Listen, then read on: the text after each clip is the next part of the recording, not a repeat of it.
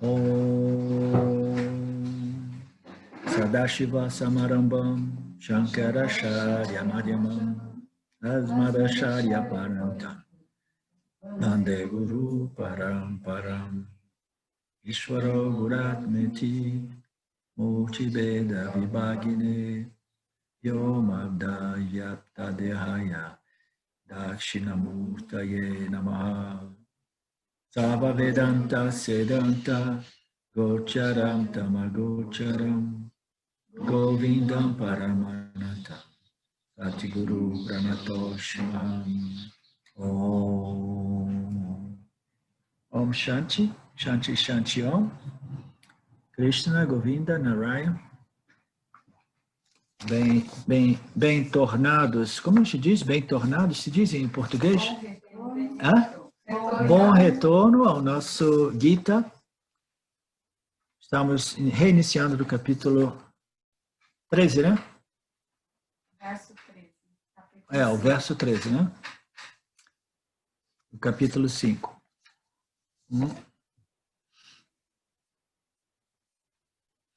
Ok.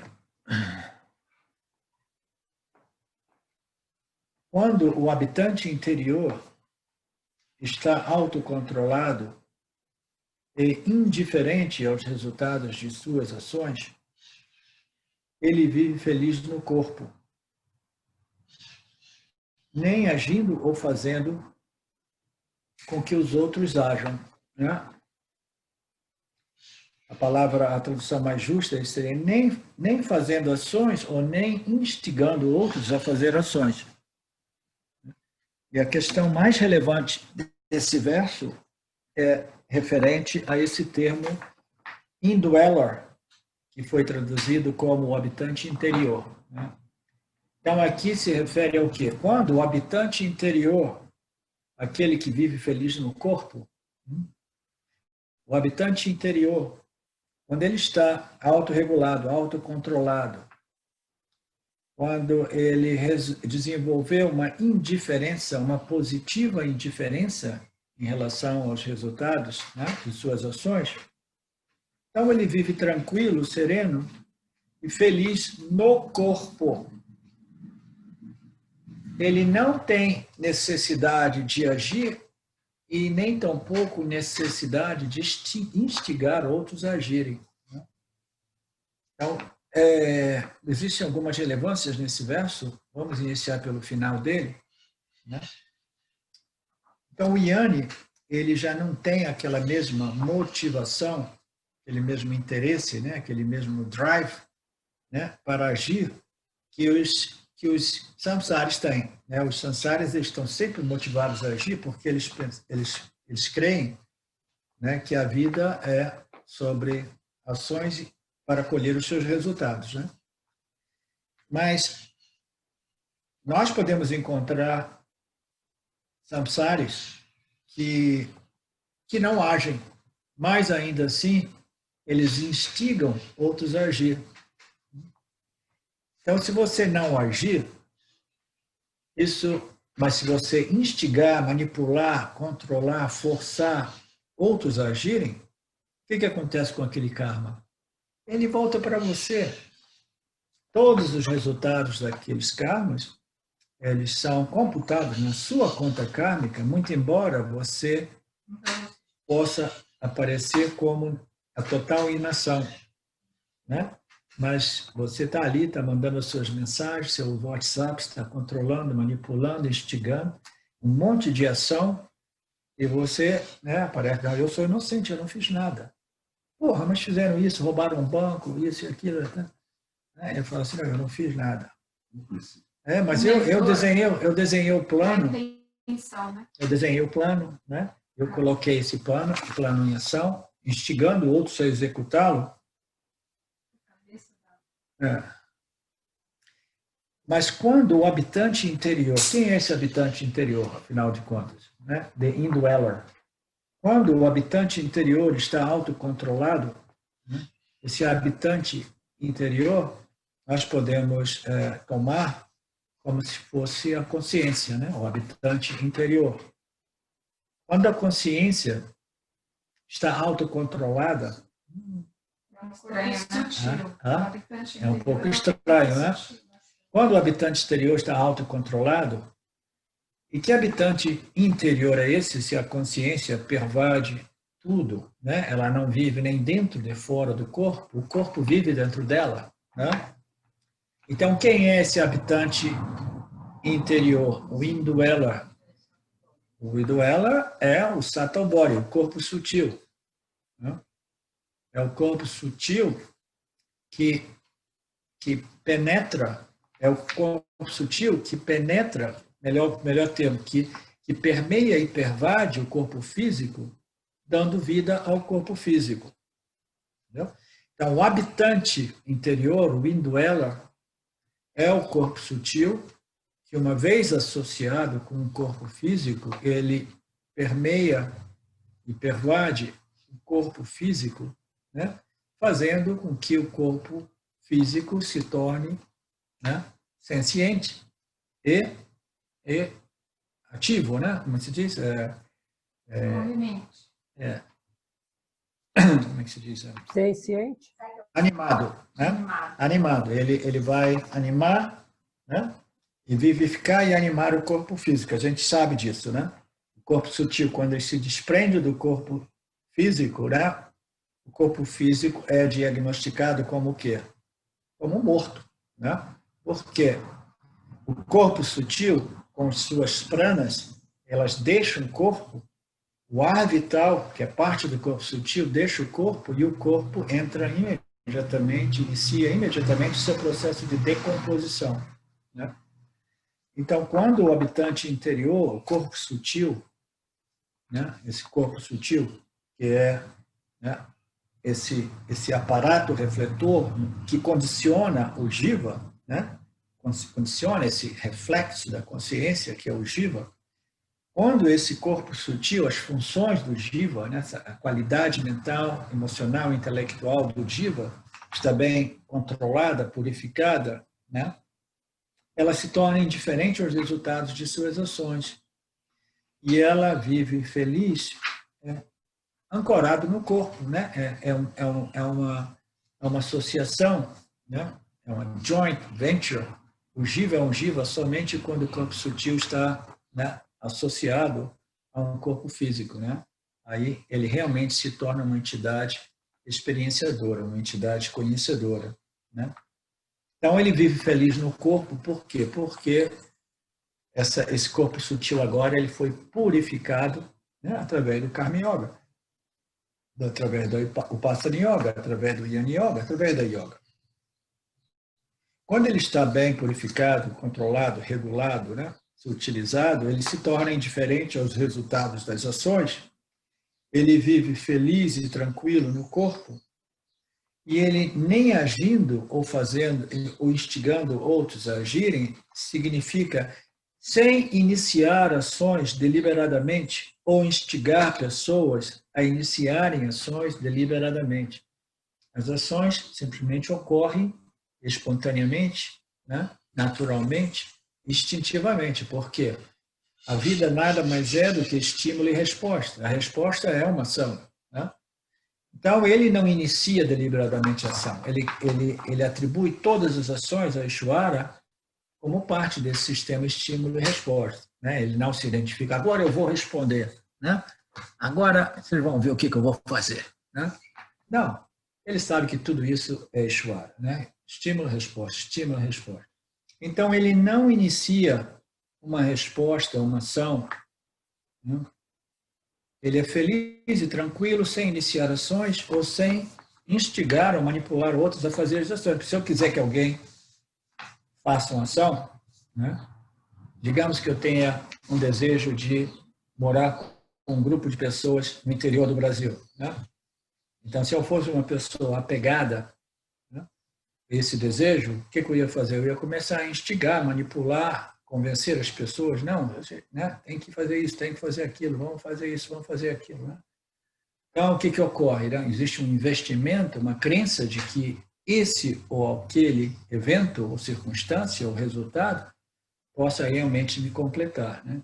É uma característica do habitante interior, uma vez ele esteja purificado e controlado através do yoga, é que ele já não inicia ações, né, deliberadamente, ele nem manipula e instiga outros a iniciar projetos, né?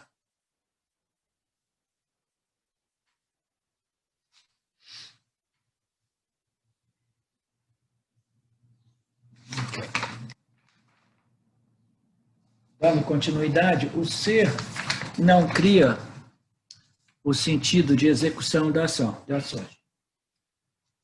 Então, nós temos alguns princípios. Nós temos a consciência, o ser. Então, nós temos Maya. Aí nós temos os 3 corpos do Jiva. Então, o ser não é aquilo, não cria as ações e muito menos o ego, que é um sentimento de execução de ação. Aquele sentimento não é produzido pelo ser, a consciência. A consciência é completamente isenta e livre dessa ignorância. Isso tudo é um produto de Maya, ou avidya, essa ignorância, esse sentimento de que eu sou uma entidade independente, separada, que faço e colho o resultado das minhas ações, é um produto de Maya. A consciência não produz esse sentimento de execução de ações.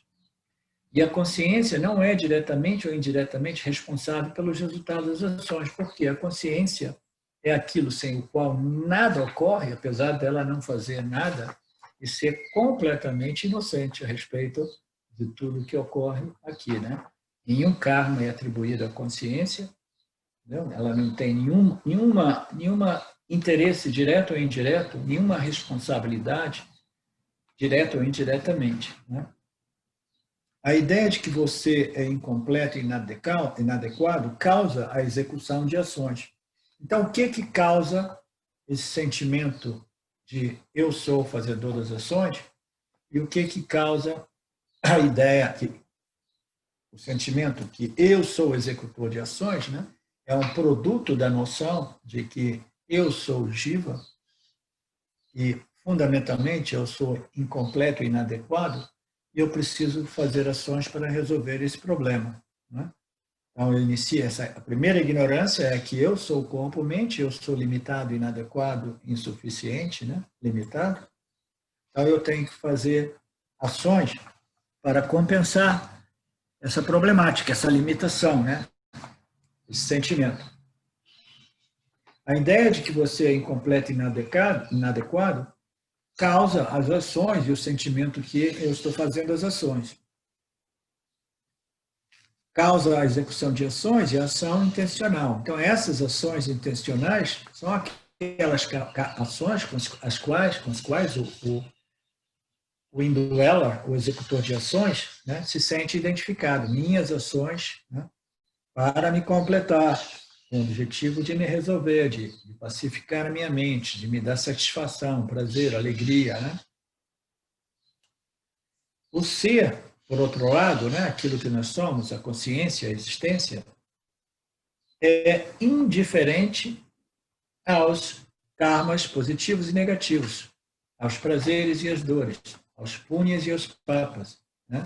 Então, o ser é simplesmente aquele princípio testemunha não experiencial que é completamente indiferente a qualquer que seja o objeto que ocorra dentro do âmbito da sua existência, da sua consciência. Ele simplesmente ilumina e revela o que está ocorrendo sem nenhum investimento.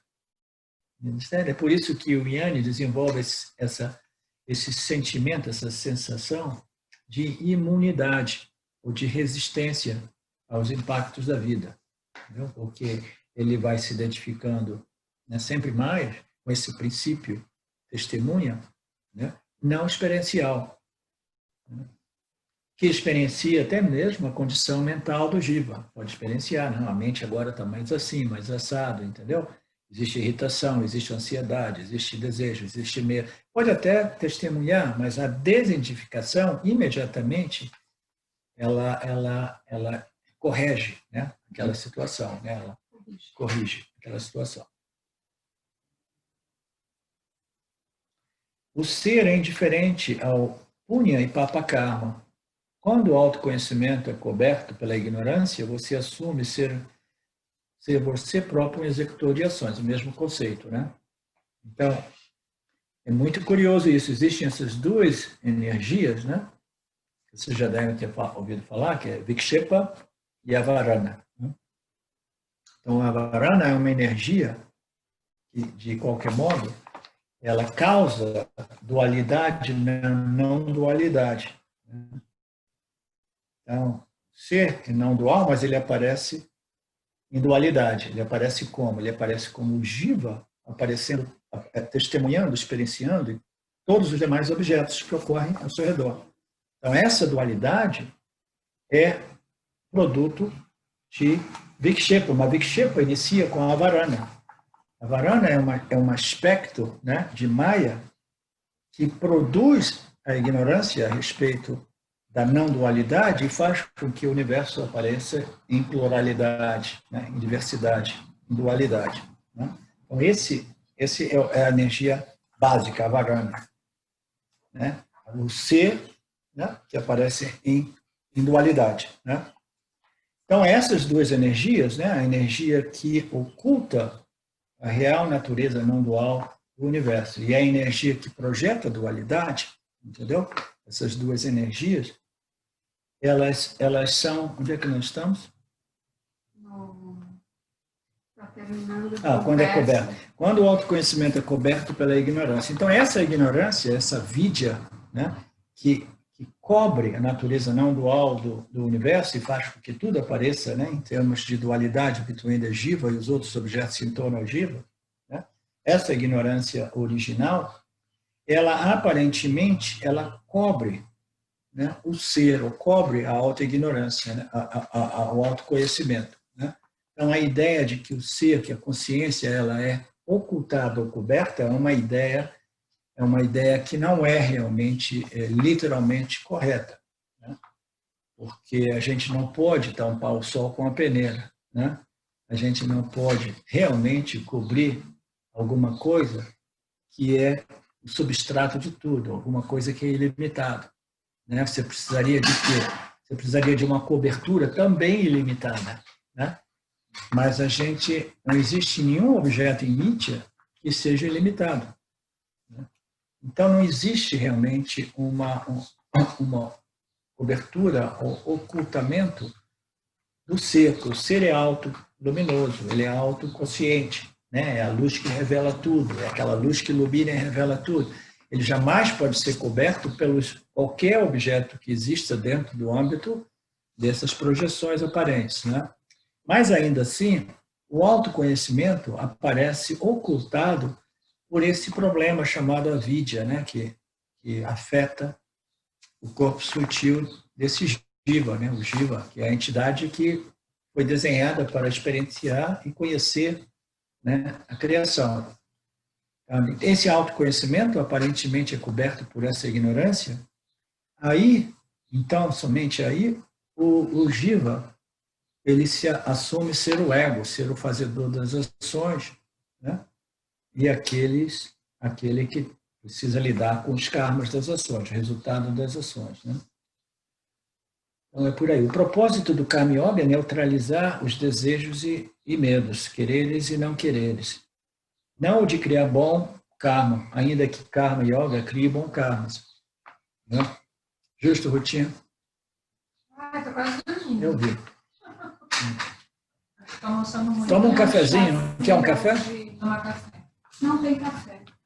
Não precisa então. Mas Tem? é um chá com canela. Não fiz café. Canela é bom, né?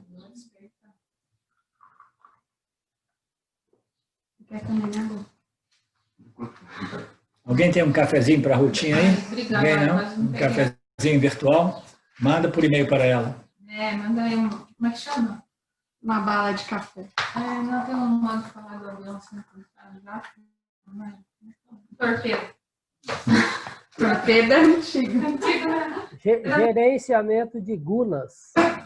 Gerenciamento dos gunas. Ela está tomando um pouco de rajas estimulante. O propósito do Karma Yoga é neutralizar as nossas vasanas, nossos desejos e medos, né? E não de criar bom karma e punya karma, mas não existe nada mal a respeito de punya karma. Punya karma é good, é ótimo, é bom. Por quê? Quando os nossos karmas são favoráveis, a mente experimenta menos o quê? A adversidade. A adversidade causa o quê? Perturbação, ansiedade, medo, né? Desejo, frustração. Então, o punya karma, os karmas favoráveis, eles nos ajudam, entendeu? A purificar a mente. Mas o importante é compreender que o propósito do Karma Yoga não é realmente... Porque muita gente pensa que eu vou fazer Karma Yoga, aí eu vou produzir positivo, né? Produzir punya, aí eu vou ficar lá curtindo. Vai ser anjo. Vou virar um anjo, entendeu? Vou ficar lá curtindo, né, o mundo desses deuses, os semideuses, dos anjos. Né? Então, eu fico curtindo aquela loca, né? Aquela loca mais celestial, etc, etc. Mas o propósito do Karma Yoga não é esse. O propósito do Karma Yoga é neutralizar as vasanas, entendeu? De modo que o indivíduo possa, né, haver uma mente, né, capaz de contemplar os ensinamentos dos Upanishads, né? Então, é importante a gente saber que o objetivo aqui não é produzir punya, muito embora a punya seja uma boa ideia, né? Desde que você não pense que o punya seja a sua destinação final, né? É simplesmente uma condição favorável a uma mente mais satívica, né? Em termos de liberação, apego a punya karma é tão perturbador quanto o apego ao papa karma. Então, se nós desenvolvemos apego a punya, a gente está na mesma problemática, né, daqueles que se identificam com o papa e depois ficam ali, oh, coitadinho de mim, eu sou uma vítima do mundo, olha o que fizeram comigo, isso e aquilo, eu sofro tanto, olha quanto eu sofro. Vou contar a minha história, vem aqui. Né? Conhece aqueles caras chatos assim? Eu vou contar, vou fazer você chorar. Sempre aquela velha história. Sempre aquela velha história, né? Vai estar linda, adora quando... Então, esses apegos ao punya e papa, entendeu? São igualmente problemáticos, né?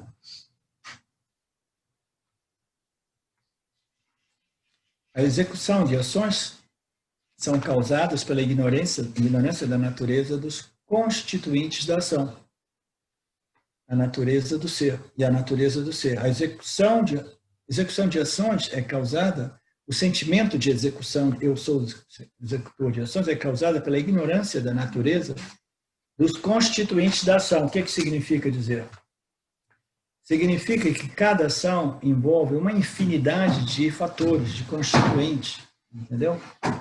Existe uma infinidade de constituintes ou fatores, mas a ignorância a respeito de todos esses fatores que colaboram para que uma ação ocorra, né, faz com que a gente pense, eu estou agindo, e nós nos esquecemos de todos os outros fatores. Então, a ignorância a respeito dos constituintes da ação, como também a respeito da natureza do ser, do eu, a real natureza do ser, que é livre de ação, né? Essa ignorância espiritual, né? É o que causa esse sentimento de que eu sou o cara que faz, né? Eu e meu, né? Total ignorância de todos os constituintes e fatores, né, que envolvem cada uma de nossas ações, as quais nós atribuímos como minha ação, né? Sem dizer que a ignorância a respeito da real natureza desse eu, né? Ainda que a execução de ação não seja possível sem a presença da consciência, a consciência ela não cria e não age. A consciência é esse princípio sem o qual nada acontece. Todas as ações, todo o dinamismo de Maya, né, é devido à consciência, muito embora a consciência seja um princípio totalmente inerte, não, inativo, né, livre de ação.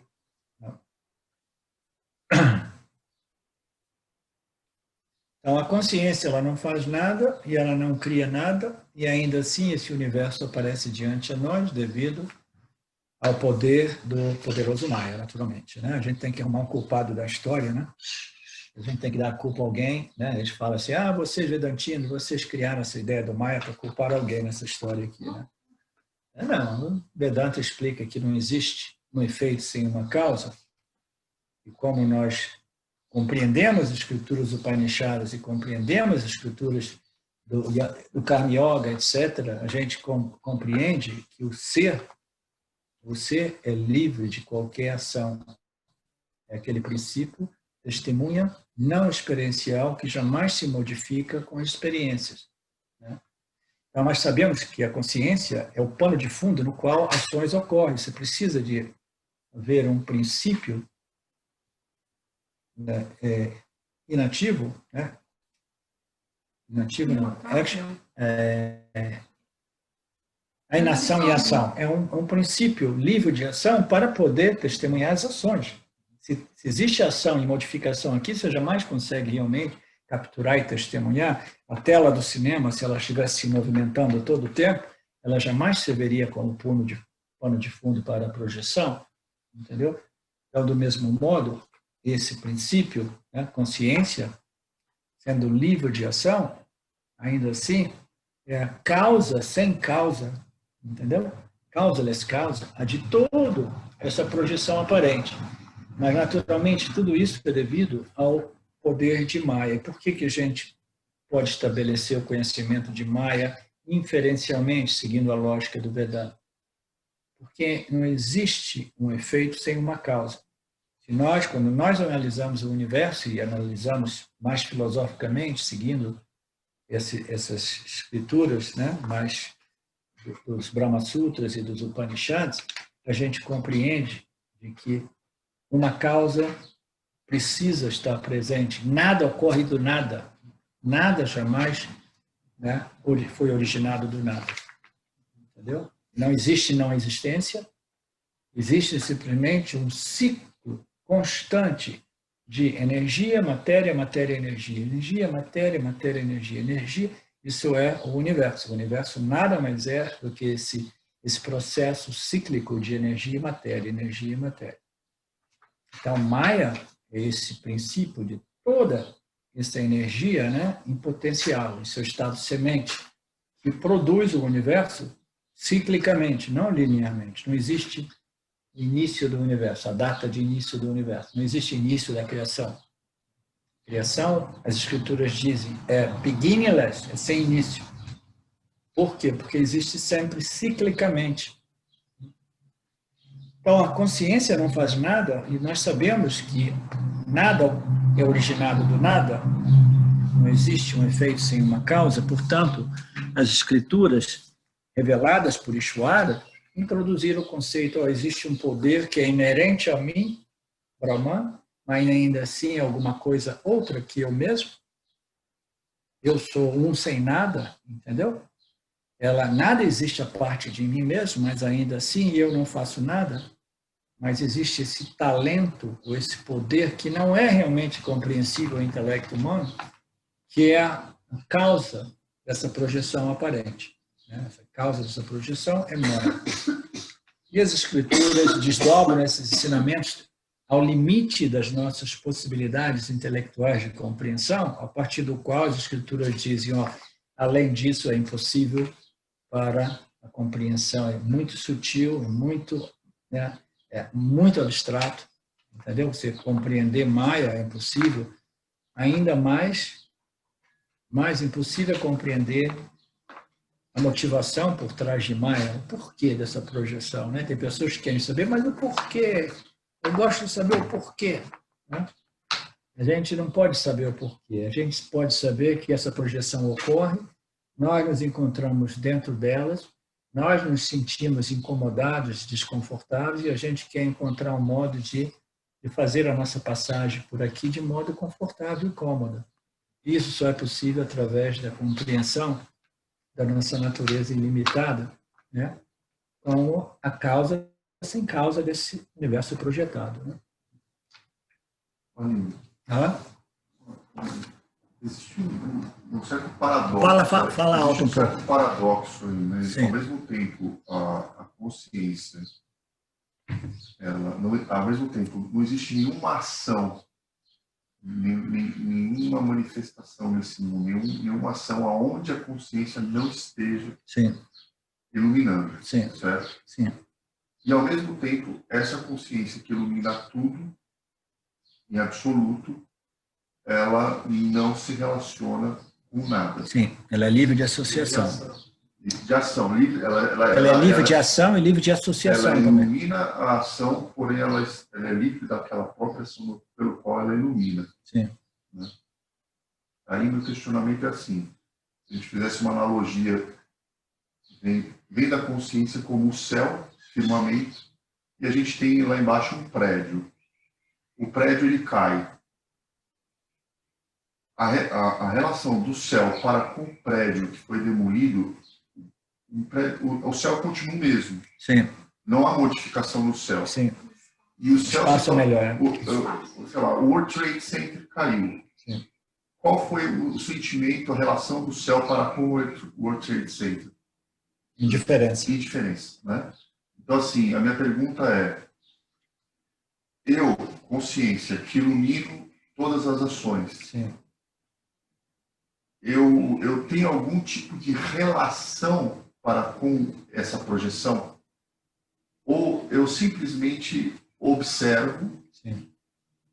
e não tenho nenhum tipo de relacionamento com... Sim. Porque, assim, quando eu digo observador, eu como observador aqui, como testemunha, eu vou no cinema e falo, que legal, eu estou fora, eu sei que eu estou fora da ação, mas ainda assim, olha lá o Arlindo, olha lá o Luciano, sabe? Eu consciência fico observando. Sim. Eu queria entender um pouco isso, sabe? Então, esse autoconhecimento, esse conhecimento espiritual, ele permite ao Jiva, né, que é a entidade experienciadora, né, desenvolver uma visão objetiva, né, de si próprio, como construção corpo-mente, entendeu? E os outros objetos. Uma visão objetiva é uma visão que objetiva o Jiva e os demais objetos que são percebidos através do seu próprio Jiva, né? Então, essa consciência que nós somos, na verdade, ela não possui um relacionamento emocional com nada.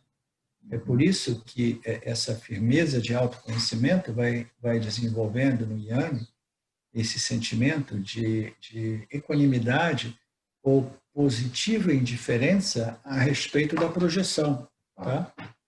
Então, essa possibilidade de ver as coisas objetivamente e viver com uma certa imunidade a respeito da qualidade dessas projeções, as qualidades do campo, as qualidades, né, do que está ocorrendo, etc. Essa capacidade é inerente à nossa natureza como essa consciência que ilumina e revela sem nenhum envolvimento emocional, entendeu? Então, o benefício mais elevado que existe, né, é esse. Você desenvolve a sua divinidade, digamos assim, entendeu? Como consciência, apesar de estar ainda, entendeu? Associado a uma construção corpo-mente, né? De tal modo que você possa ver a desconstrução desse agente, desse aparato corpo-mente, dessa construção física dos elementos, você possa ver isso objetivamente sem nenhum envolvimento emocional, entendeu? Não existe nada mais trágico do que a gente, né, considerar a nossa própria decomposição, né, a nossa própria morte, a morte do corpo físico, né? Então, o punya, a frutificação mais elevada desse conhecimento é a capacidade do Jiva, em sua humanidade, de desenvolver a perspectiva da consciência de tal modo de observar os eventos do campo tão objetivamente que ele é livre de laços emocionais, sentimentais, entendeu?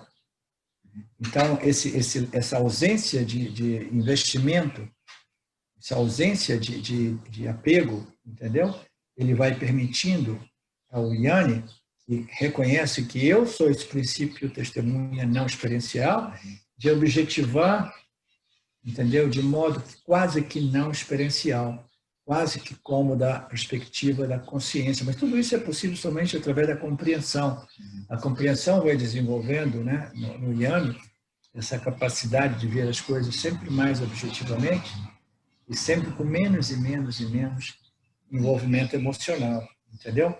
Mesmo que em alguns momentos existam aqueles envolvimentos, mas imediatamente o Yanni se recompõe, entendeu? A sua humanidade vem à tona, mas ela imediatamente ela é compensada pelo conhecimento, a compreensão de que, entendeu? Eu sou o princípio, eu realmente não sou afetado por nada disso, entendeu?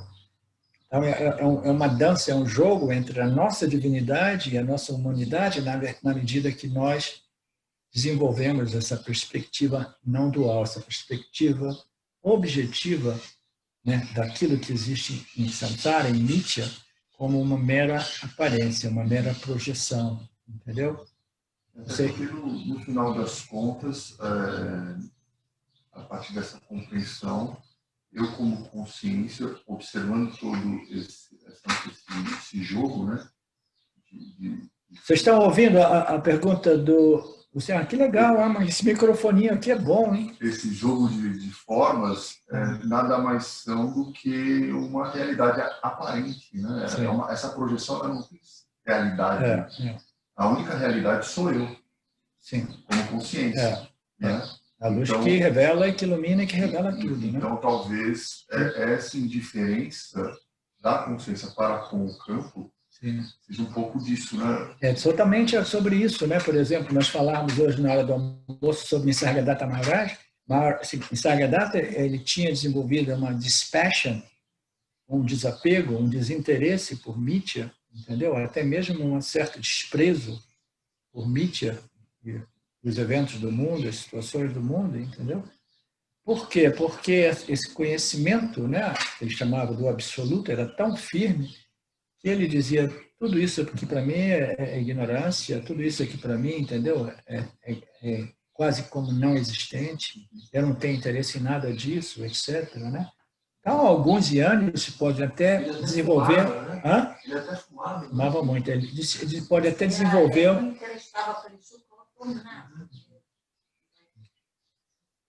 Entendeu? Por quê? Porque ele tinha uma visão, uma perspectiva objetiva do mundo e do instrumento corpo-humano, o corpo-mente, que permitia a ele consciência naquela vida, naquele stream of life, né? Life stream, de testemunhar o seu meio ambiente. Né?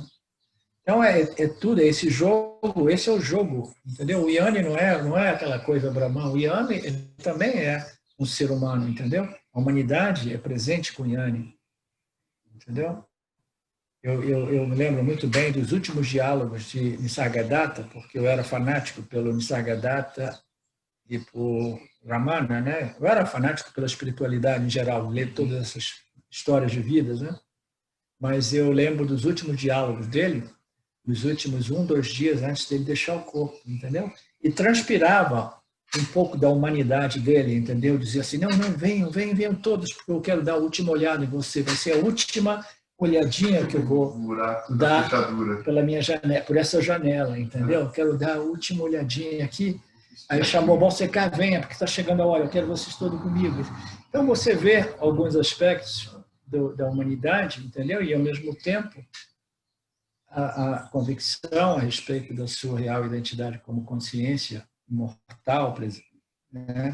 Livre do nascimento, da morte, etc. Do mesmo modo, a história do Osho Rajneesh, quando ele deixou o corpo, né? As pessoas que estavam, o relato das pessoas, né, que estavam em torno dele no seu último suspiro, né, descreveram que ele permaneceu consciente até o último prana deixar o corpo, entendeu? E ele dava instruções de o que fazer, a quem, isso aqui você dá para isso, eu quero dar isso aqui como lembrança a essa pessoa. E o médico dele disse assim, foi incrível, porque ele parecia que ele estivesse se despedindo da gente, porque ele ia fazer um piquenique de final de semana. Essas foram as palavras do médico dele, entendeu? Ele vai, como se ele estivesse saindo para um piquenique. Não, ele está deixando o corpo, e o corpo vai apodrecer, né? Então, o Yanni, o benefício maior dele é esse, né? A capacidade de objetivar até mesmo o seu corpo e todas as experiências que são possíveis através dessa constituição corpo-mente de cada um de nós. Né? Exato.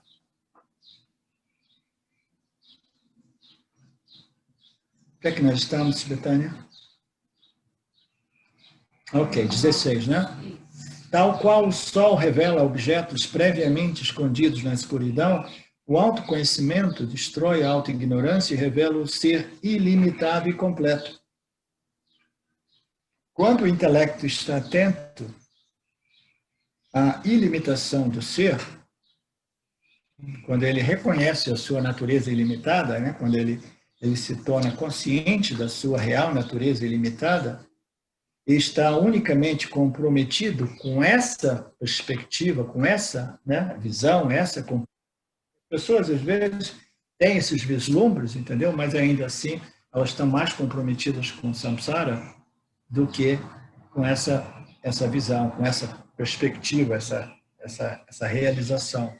Papaji costumava dizer isso. As pessoas diziam, eu compreendi, eu vi, eu soube, eu sou essa consciência, Aí, depois de alguns dias, as pessoas diziam, putz, mas eu perdi. Né?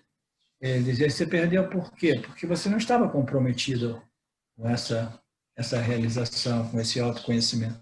Você, imediatamente, o que você fez? Você começou a abrir as garrafas de champanhe e correu para os bares com seus amigos para celebrar, eu sou iluminado. Né? Então, em vez de você, né, permanecer totalmente abraçado com ele chamava o the beloved, né, o ser. O ser é o grande amor da nossa vida. Em vez de você permanecer abraçadinho, né, você é o amor da minha vida, meu próprio ser, a existência de tudo e de todo. Você volta para o samsara para comemorar que você encontrou o ser. Né? Aí o ser, ele se sente ofendido, entendeu? E aí o que ele diz? É assim, bye, eu vou procurar um outro devoto, entendeu? Algum devoto que seja realmente, né, meu amante, né? Meu querido, né? Comprometido. Comprometido. Virou uma prioridade, não é mais dualidade.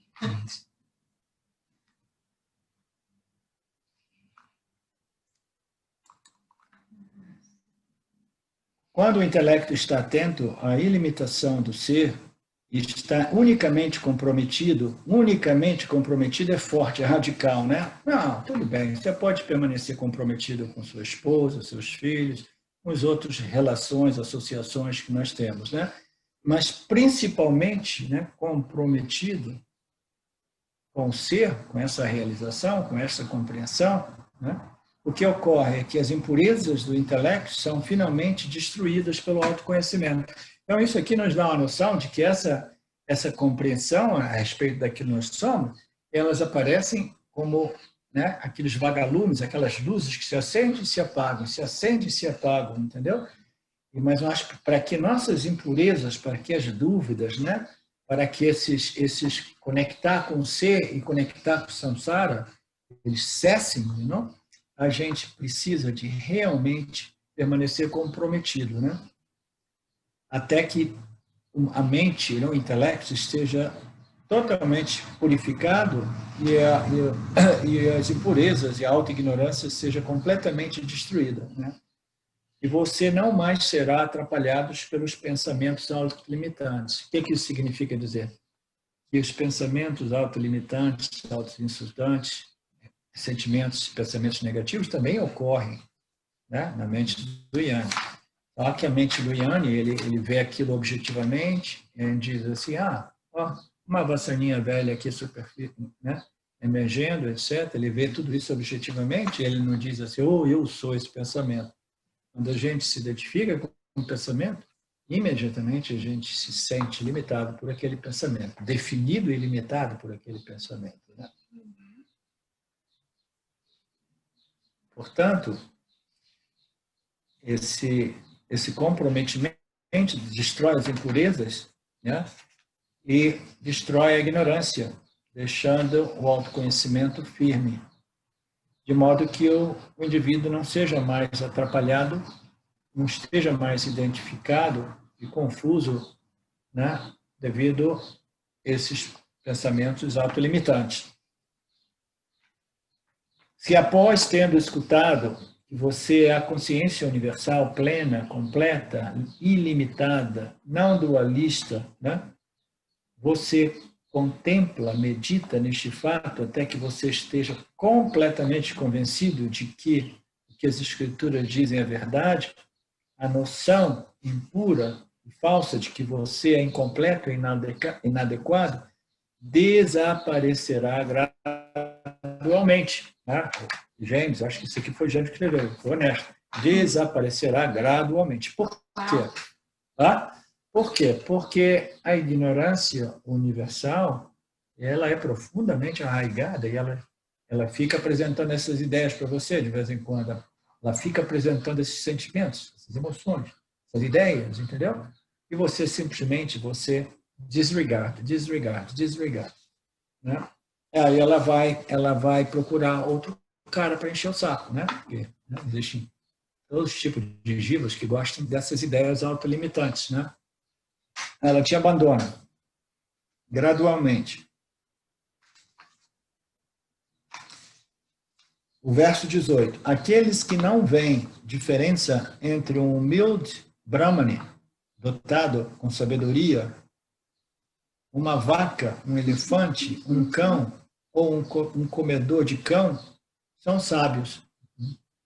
Então, esse é um verso um pouco, né, radical e chocante. Tem também do cocô do corvo e um pedaço de ouro.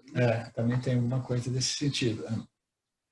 Então, se você não vê nenhuma diferença, né, entre essa variedade de nomes e formas, né, quando você vê que tudo é somente Brahman, tudo é somente a consciência e a existência, né, aparecendo como essa infinidade de nomes e formas, né, então você é uma pessoa sábia. Né? Então você vê uma vaca, um elefante, um cão, e aí você vê o cara que mata o cão para comer, e você vê tudo aquilo, né, com uma indiferença positiva, dizendo isso também é Brahman. Né? Tudo isso é Brahman. Né? Desde o Brahmane, né? Desde os grandes sábios, né? Os grandes, né, seres, né, espiritualmente elevados, até um comedor de cachorro, você aceita tudo como Brahman. Né? Esse é o grande desafio. Imagina, né, um indivíduo nos dias de hoje desenvolver esse tipo de visão ao ponto de conseguir amar Billy the Gate, né? Imagina, né? O cara tem que ser muito iluminado para amar o Billy the Gate, né? Mas é possível, né? As escrituras dizem que é possível. Né?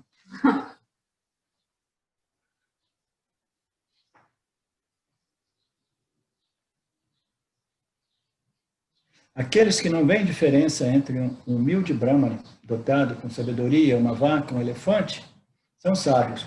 Quando a mente está enraizada no ser, como é que a mente vai permanecer enraizada no ser? É difícil, né, visualizar, né, espacialmente uma mente enraizada no ser. Né? A mente só pode permanecer enraizada no ser como rotina? Mudança de hábito. Mudança de hábito. Um total autoconhecimento integrado. Então, a mente, quando a mente permanece inteiramente arraigada no ser, onde é que está? Quando a mente está enraizada no ser, ela não pode estar enraizada no ser, porque a mente é o ser. Ela precisa simplesmente estar firme no ser como o ser. Né? Como é que ela vai estar enraizada no ser? Ela vai estar enraizada no ser através da compreensão de que eu sou o ser. Né? Mudança de hábito, exatamente. Eu sou o ser. O único modo de realmente estabelecer um relacionamento com o ser firme. Mas que tipo de relacionamento é esse? Se um relacionamento você precisa de 2 elementos. Né? Relacionamento. Não, isso não é nem mesmo um relacionamento. Entendeu? É simplesmente a compreensão daquilo que é a minha real natureza, a minha real identidade. Né? Quando a mente está enraizada no ser, quando a mente está firme na compreensão de que eu sou o ser, porque o ser é livre de defeito e sempre o mesmo. Não, eu pulei uma linha. Quando a mente está enraizada no ser, o ciclo de nascimentos e mortes é neutralizado, é cancelado, é encerrado, né? Por quê? O que cria esse ciclo contínuo de mais e mais nascimentos, né? Vidas, envelhecimentos? Desejo. O desejo, o desejo. Então, todas as impressões que são desejos e aversões, né, é que elas exigem continuidade. Assim, não, eu tenho ainda coisas para terminar aqui, né?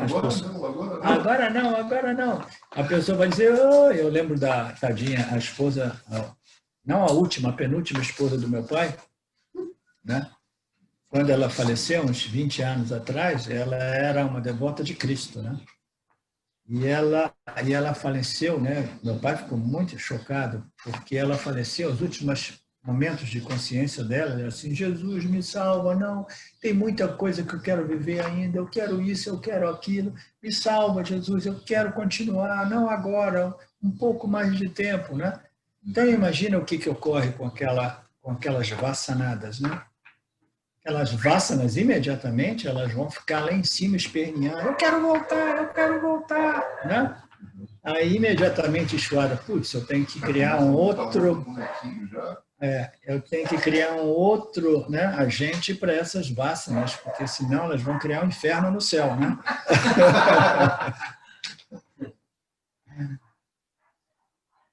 Quando a mente está enraizada no ser, o ciclo de nascimento e morte é neutralizado. O sábio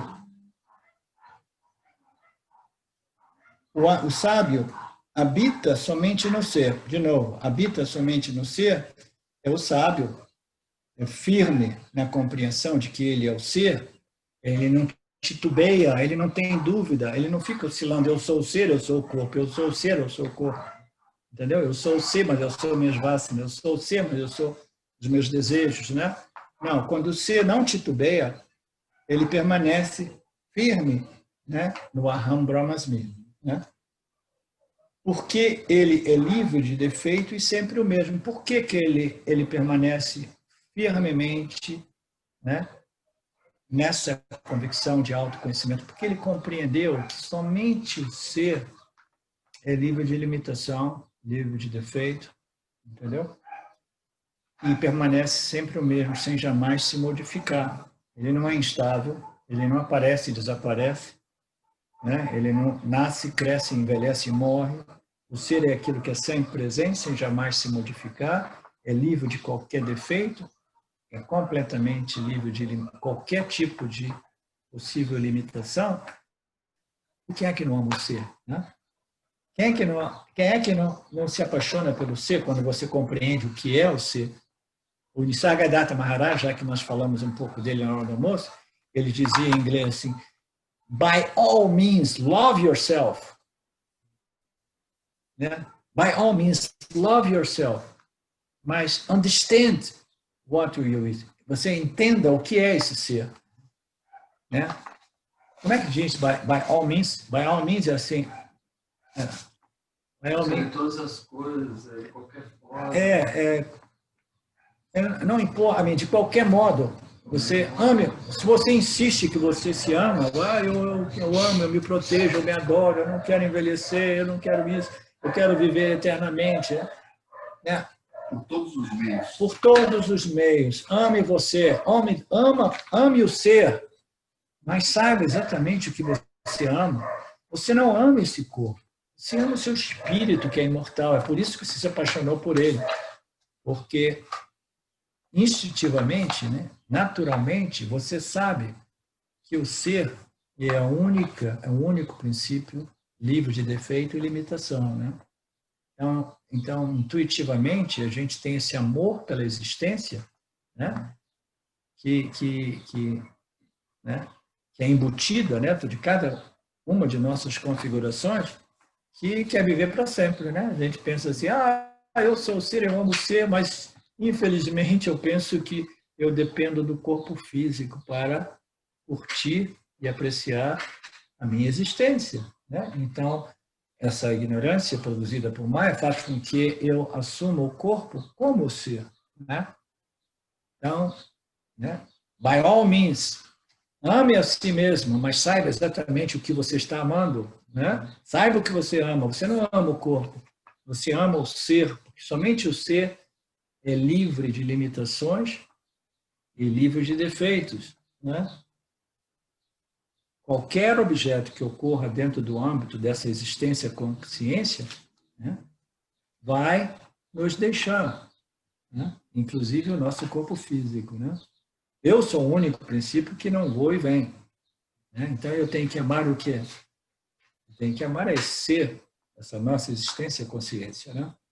Porque é o único princípio realmente digno de todo o nosso amor. É por isso que é importante esse relacionamento entre Jiva e Ishvara 2 e Ishvara 1. O ser dos seres é Ishvara 1. Depois, o ser manifesta Ishvara 2. Né?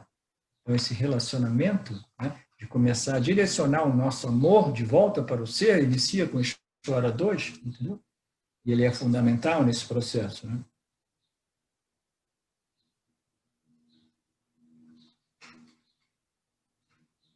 Aqueles que estão estabelecidos no ser, como o ser, ó, Rutinha, aquela questão. Você está sem o texto aí, né? Aqueles que estão estabelecidos no ser, como é que você vai estar estabelecido no ser? Ah, tem eu e o ser, eu abri um estabelecimento, o ser é como um shopping center, eu abri um estabelecimento dentro do ser, agora eu estou estabelecido dentro do ser.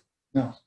Aqueles que estão estabelecidos no ser, como o ser, é o único modo de estar estabelecido no ser. Em virtude do firme autoconhecimento, firme, sólido, sempre presente autoconhecimento, não se regozijam quando seus desejos são satisfeitos, nem são perturbados por karmas indesejáveis. De novo, a neutralização dos ragas e dveshas, como produto, frutificação desse autoconhecimento.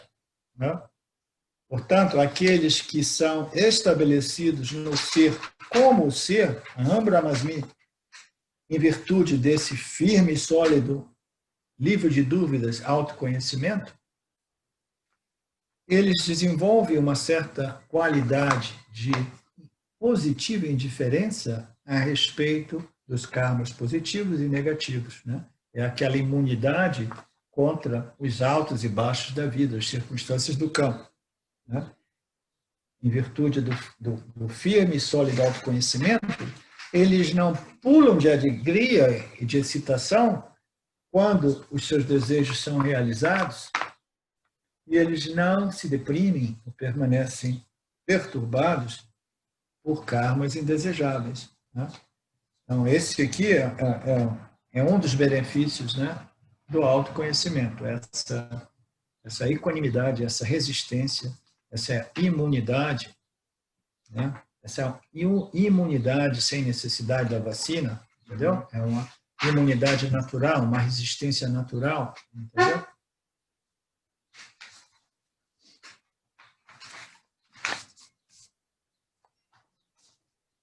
O ciclo de nascimento e morte se refere à incessante e inconsciente reciclagem de desejos e medos que motiva as ações do Jiva, naturalmente. O James coloca sempre em perspectiva o ciclo de samsara, como vida, morte e renascimento, como um ciclo dentro do samsara do Jiva. O samsara do Jiva, o samsara chakra do Jiva, o que é? Vasanas, desejos, medos, ações que vão reforçar as vasanas, desejos, medos, pensamentos, ações, vasanas, desejos, medos, pensamentos, ações, vasanas.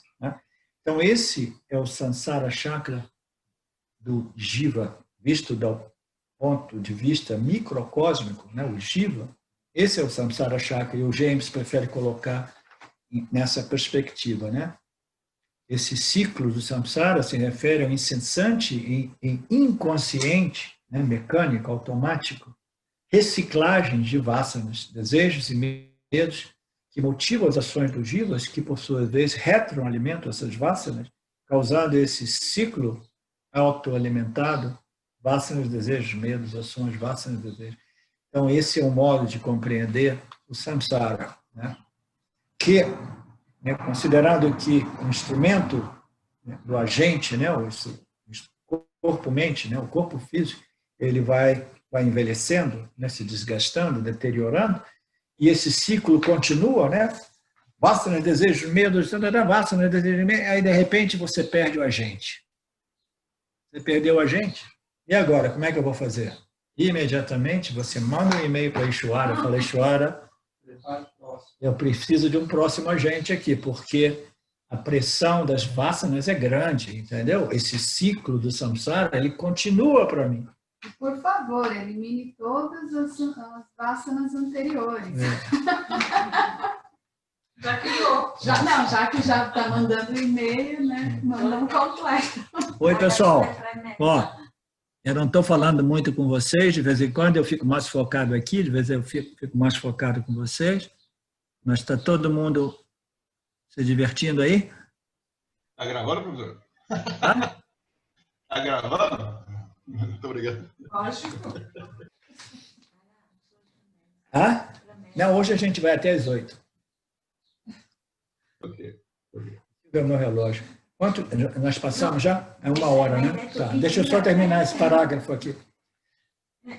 É porque ontem eu estava fraco, meio doente, que eu não tenho dormido muito bem, mas hoje eu dormi bem, estou cheio de energia, eu quero compensar, né?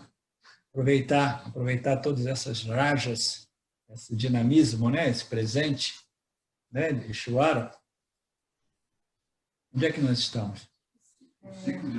O ciclo de nascimento, só para terminar esse parágrafo, o ciclo de nascimentos e mortes se refere ao incessante e inconsciente samsara do jiva, né? Que é vasanas, desejos, medos, que motivam as ações, que por sua vez reforçam as vasanas e às vezes as modificam ligeiramente, né? Se o ser fosse defeituoso, alguém poderia procurar por satisfação em qualquer outro lugar.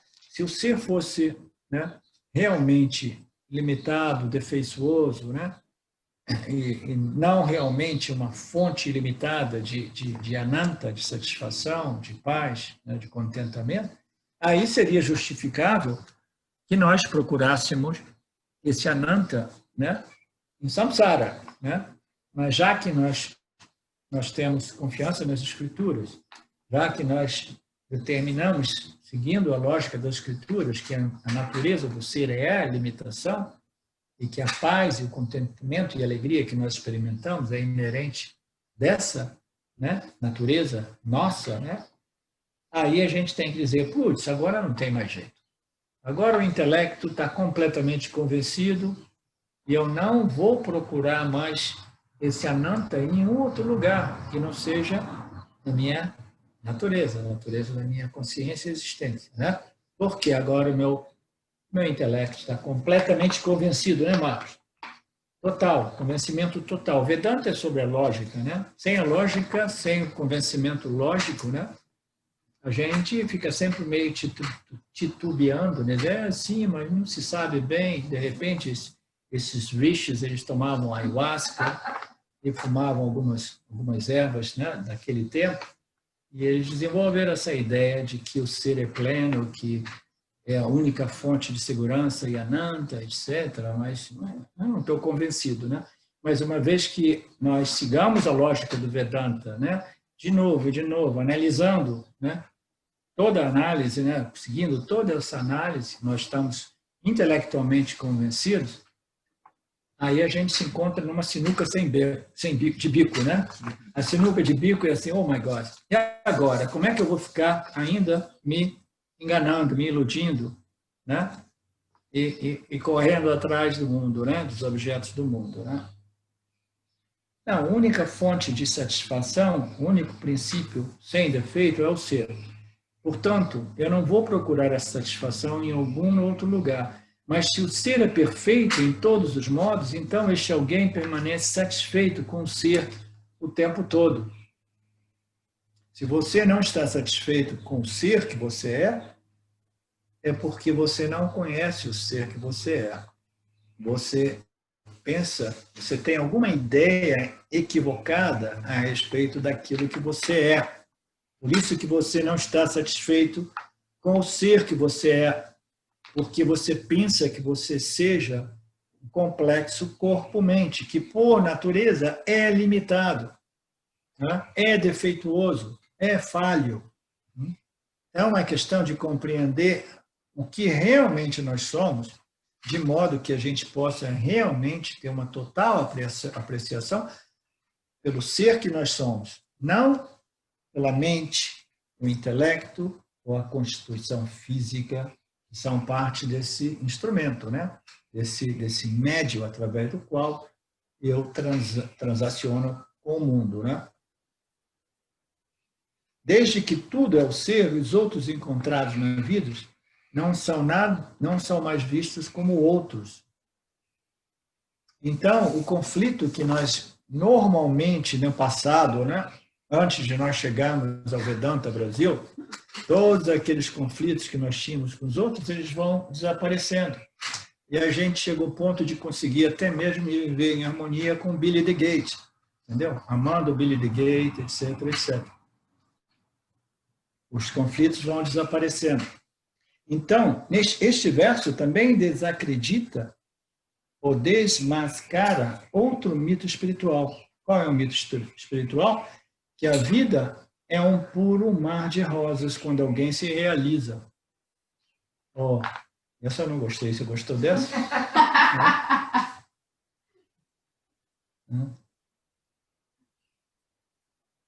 Então, esse verso também desacredita ou desmascara, né, esse outro mito espiritual, que a vida é um mar de rosas quando alguém se realiza. Isto demonstra que pessoas iluminadas experienciam o quê? Continuam experienciando punha e papa. Entende? Por isso que se diz aqui que o Jnani é aquele que é indiferente às dores e os prazeres do mundo. Pô, mas o que você está falando? Eu pensei que o Jnani experimentasse somente os prazeres da vida, né? Não, o Jnani experiencia os prazeres e as dores. A única coisa é que ele desenvolveu uma imunidade natural que não requer vacinação, né? Essa imunidade é uma imunidade de rebanho, entendeu? Que não justifica nenhuma vacinação, entendeu? É a imunidade através da compreensão, do conhecimento a respeito daquilo que é resistente a qualquer tipo de instabilidade ou adversidade. Por isso, isso demonstra que as pessoas iluminadas experienciam os bons e maus karmas, mas elas não são impactadas, né, com os bons e maus karmas do mesmo modo que os sansaris são. Os sansaris, quando eles recebem um mau karma, às vezes, eles ficam deprimidos. Por quantos dias, Marcos? Quando um sansari, um anyani, quando ele recebe um karma negativo, uma coisa muito impactante, né, adversa, às vezes o indivíduo, né, o jiva, ele pode ficar impactado por 2 dias, 3 dias, uma semana. Né? Nos meus velhos tempos, eu ficava um mês. A Silvia ficava 2 meses sem falar comigo. Né? Então, isso vai variando. Mas, na medida que a gente vai crescendo, esses impactos, né, eles são menos profundos, eles são rapidamente, né, passam, né? Então, a gente tem um tempo de recuperação rápida, eles ocorrem menos frequentemente e menos profundamente, né? E o Jnani, no final das contas, ele já não é afetado, quase não mais afetado, pelas adversidades do campo. Por quê? Porque ele desenvolveu uma imunidade natural contra as adversidades do campo. Né? Om Purnamada Purnamidam Purnamudachyate Purnasya Purnamadaya Purnamevavashishate Om Shanti Shanti Shanti. Thank you, Lord Ishwara, Krishna, Narayana, Govinda, Ramji, a todos vocês.